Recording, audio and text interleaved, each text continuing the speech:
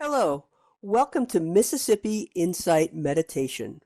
For more information about our organization or to leave a much needed donation, please visit our website at msinsightmeditation.org.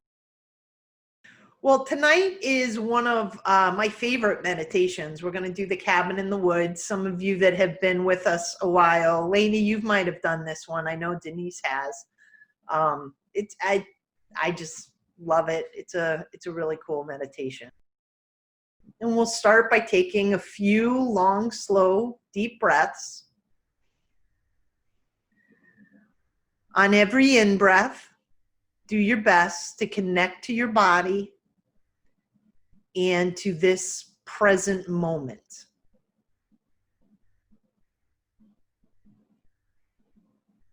On every exhale, try to relax any of the tension or stresses of the day you may be feeling.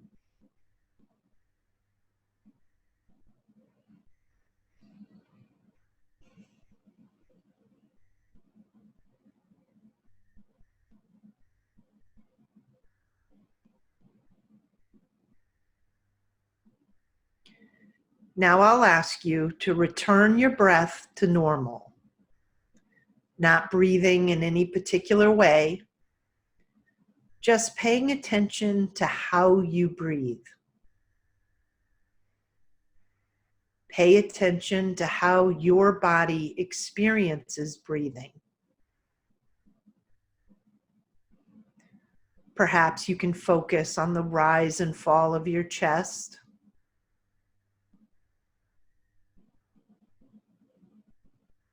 or the expansion and contraction of your rib cage.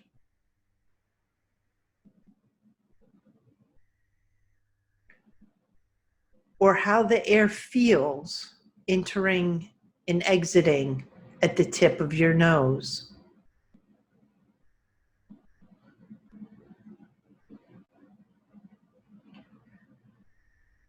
However you choose to experience the breath, spend a minute or two connecting to it, connecting to the here and now through your experience of breathing.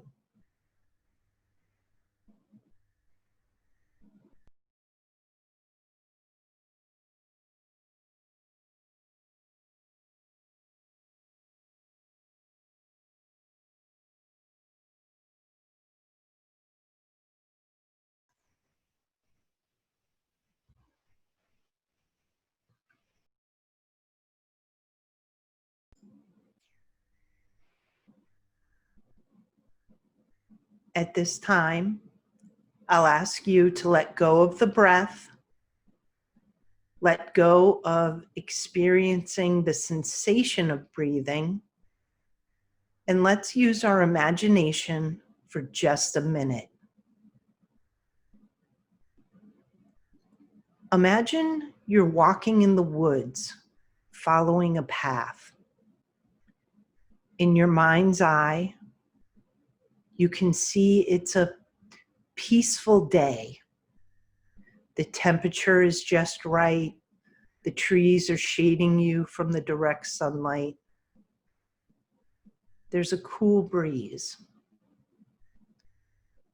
You follow the winding road, and it ends at a clearing.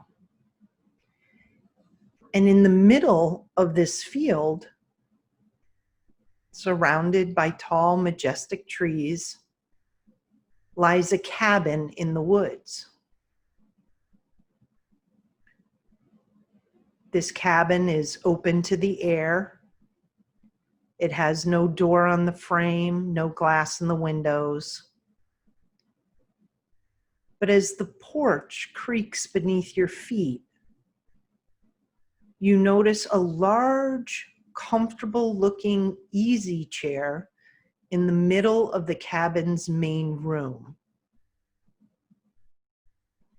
The easy chair is inviting, so you enter and sit, enjoying the peace and serenity that you feel. Spend a few moments in your mind's eye with your breath.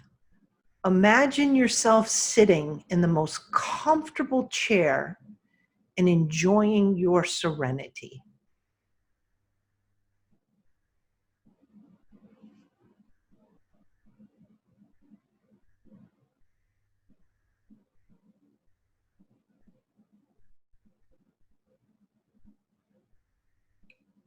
As you sit in your easy chair inside your cabin in the woods, you notice through the open air window a puppy up on the ridge. The dog is running circles, zigzagging back and forth, perhaps following a scent.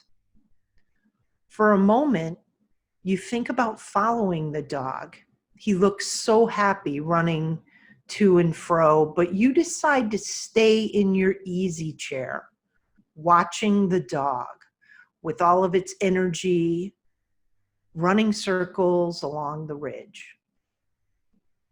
And as you enjoy watching the puppy, eventually his trail leads him out of sight. You close your eyes and feel the contentment of sitting in your comfortable chair, just breathing.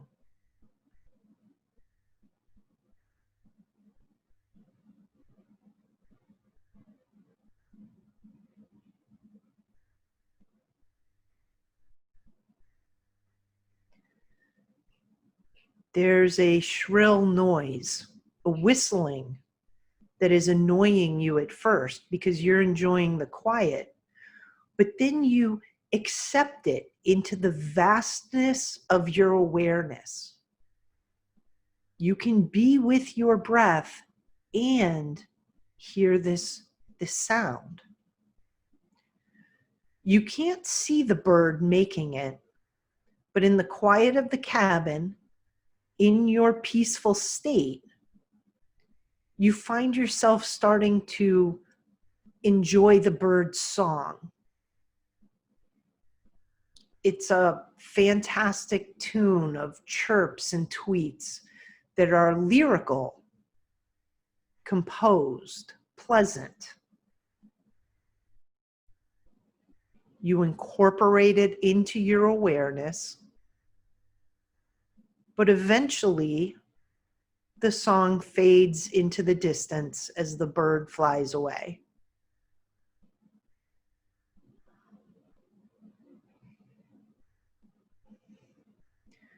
So you sit with your breath in your comfortable, easy chair.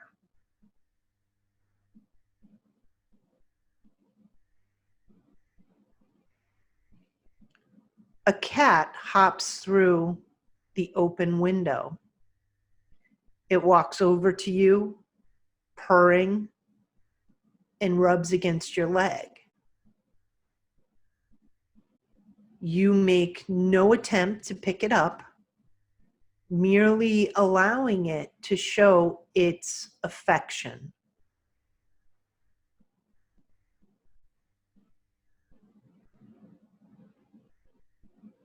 Within moments, the cat runs off, and fear grips your heart as you see why. A bear has stepped into the clearing from the woods and is moving towards the cabin. Although panic starts to well up inside you, you don't want to leave your comfortable place of peace, your easy chair. So you just sit still, watching the bear as it grunts and climbs up on and explores the porch. Silent and still, comforting the parts of yourself that want to panic, you just watch. And eventually, the bear leaves and heads back into the woods.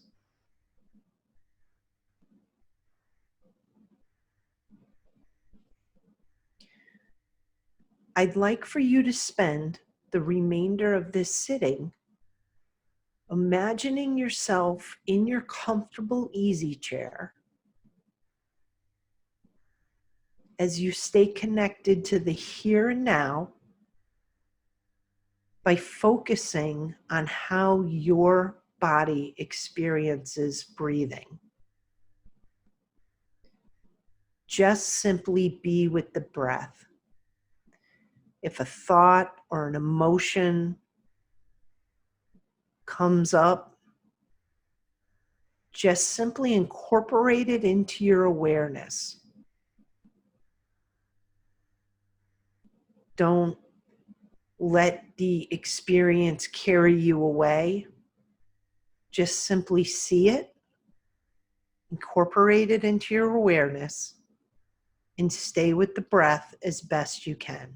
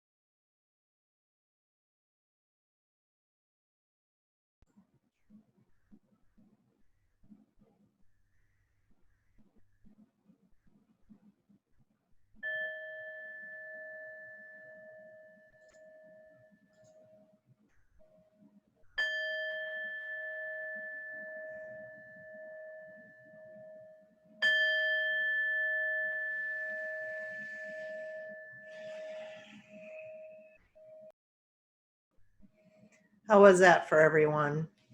Good.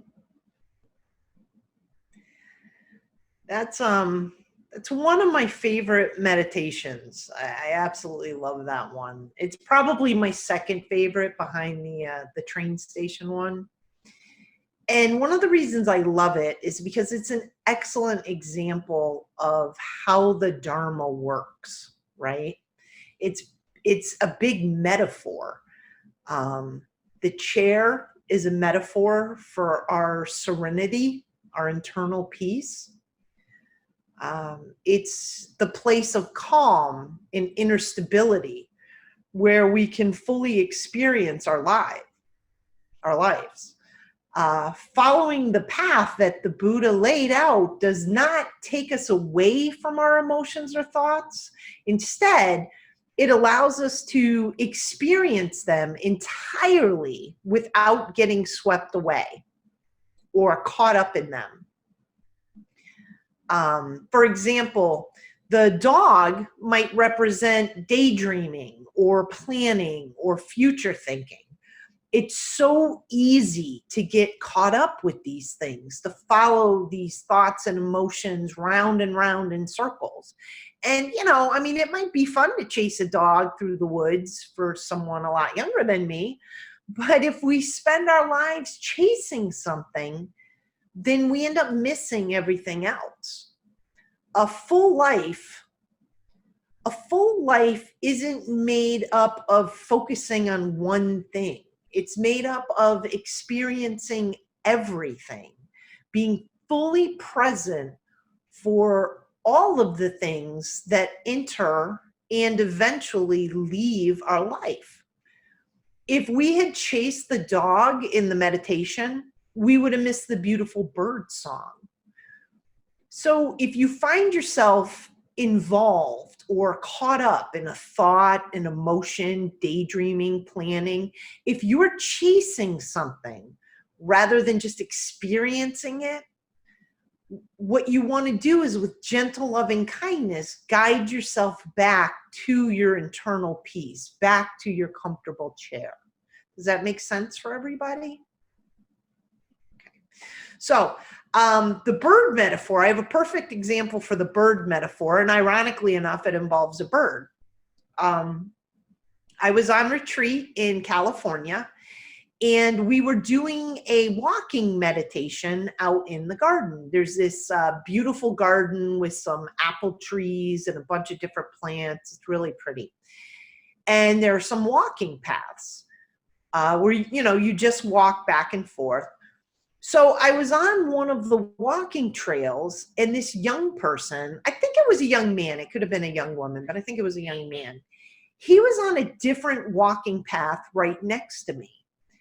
Anyway, I'm being mindful of my walking, but I was also open and spacious, aware of everything that was happening. And remember, we talked about the vastness of awareness. Anyway, this young man was so focused on his walk and on his walking meditation, he was so entirely concentrated that he was oblivious to the fact that there was a hummingbird hovering right next to his head. I mean, it was just hovering there. And it was seriously the most beautiful sight. But it was also comical and sad because he didn't see it. So in my mind, the bird in the meditation represents the things that come into our life that are perhaps unexpected. It represents the fact that we need to be open to anything that arrives. And we can't be so focused that we miss what's happening in the present moment. We shouldn't cling to anything, even our peaceful states of mind, right? In the meditation, we were trying to focus on this breath, and this noise was bothering us. And this happens a lot in meditation. But we shouldn't cling to even our peaceful states of mind. Achan Cha said, and I'm paraphrasing, it was a whole chapter in a book. But what he said was that diligent practitioners that try too hard without wisdom push themselves into unnecessary suffering.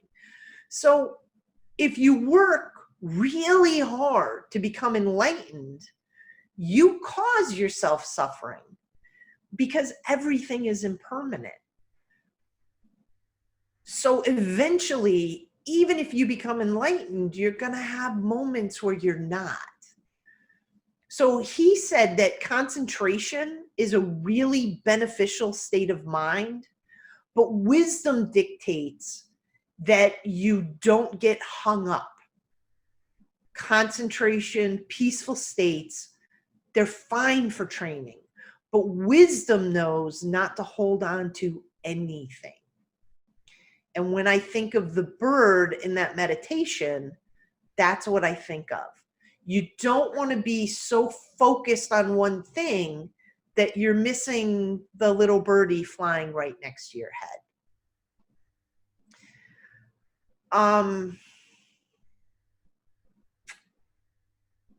Keep in mind, you can fold things into your awareness, even sounds. Even if something's annoying or irritating, or like we talked about last week when we talked about pleasant and unpleasant. If something's unpleasant, perhaps we can kind of shift our state of mind, and then it can become interesting. And again, we can just fold it into our awareness while keeping in mind that awareness is vast. So when we did our meditation, the cat might represent, or at least to me, the cat represents happiness or desires or any of the good things that happen, right? Quite a few years ago, I went to visit my Uncle Larry, and his arm was absolutely just torn up. And I asked him, what happened? And he said he reached under the bed to grab his cat, and she just scratched the crap out of him. And then he says to me, and I knew she didn't mean it, so I did it again. And apparently she really did mean it, because she just ripped him to shreds a second time. So like happiness and desires, a cat is absolutely lovely when it visits us.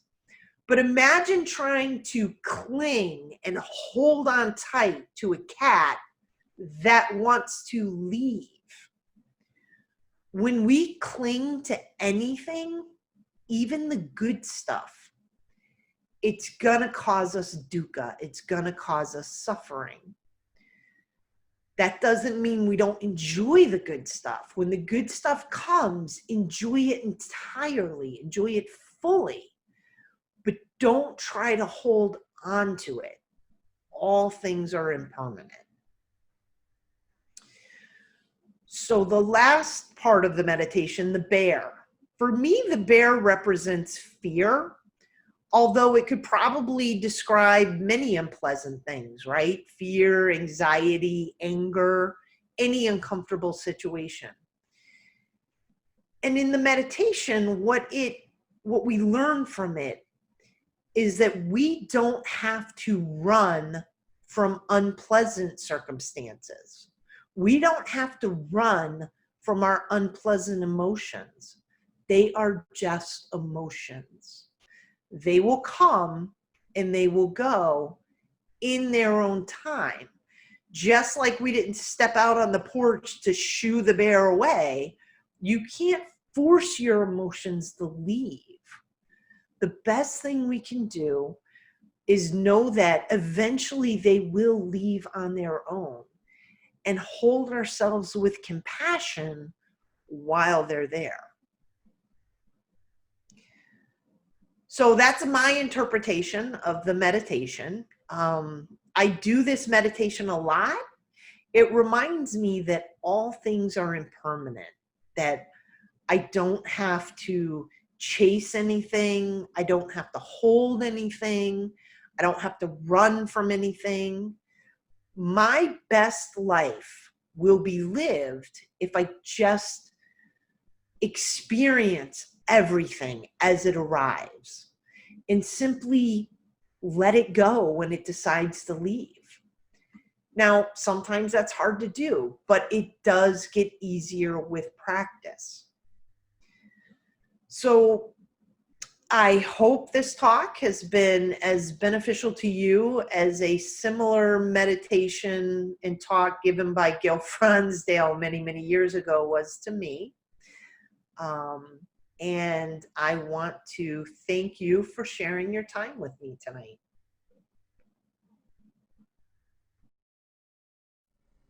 Thank you for listening to this video provided by Mississippi Insight Meditation. For more content like this, please subscribe to our YouTube channel, like us on Facebook, or visit our website at msinsightmeditation.org. All talks are given freely. If you would like to leave a donation, please visit our website. Again, that's msinsightmeditation.org. Thank you for listening.